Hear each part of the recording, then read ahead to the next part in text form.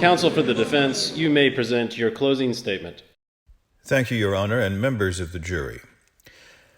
My client is before you today, accused throughout the long history of the Christian faith of being a doubter.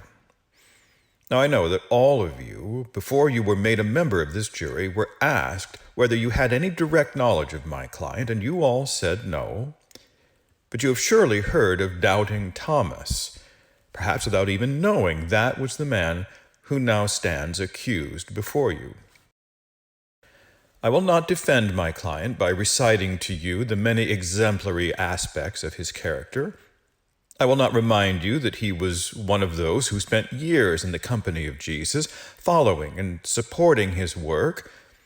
I will not refer to his bravery in being the only one of the disciples who spoke up, willing to go with Jesus to Jerusalem, even when the others protested about the dangers there.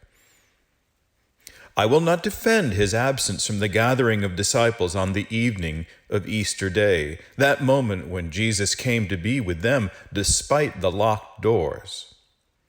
I will not excuse his absence by reminding you that even after Peter and John had run to see for themselves the empty tomb that very morning, the evidence tells us that they returned directly to their own homes. They did not hasten to tell the others. Instead, I submit to you that the charges of which Thomas stands accused before you today, charges he has faced throughout all Christian history, do not constitute a crime, but a virtue. And in fact, the question that he asks, the question that supposedly proves him a doubter, is the question being asked of all of you.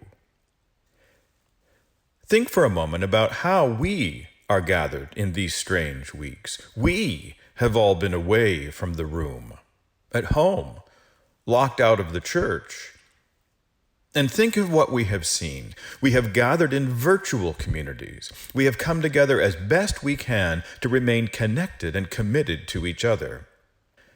Into these gatherings of ours have come new people we have never seen before, people able to join us for the first time exactly because they were never able to join us when we met at church. Now we can't either, and so they are here. Or they're people who have only found us because we have moved, just for this moment, from a physical to a virtual room. That's an easier room for them to enter. We think of our churches having open doors, but for some reason for them, they've always been locked. So now they are here, and they are among us, just as Thomas was finally among his friends. We are telling them about something we've experienced, but they never have. We are assuring them of things we know, of joys we've found, but they've never known. Members of the jury, they are asking you the same questions that Thomas asked his friends. And what will be your answer? Will you charge them, too, with being doubters?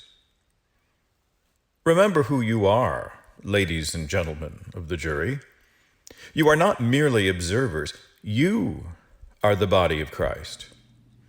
Just like Thomas, those new disciples are asking to see the truth about you, your scars, your victories, your hope. What will your answer be? Will you accuse them, as history has accused my client? Or will you, like Christ, recognize that their questions are the beginning of their faith and show them your true selves?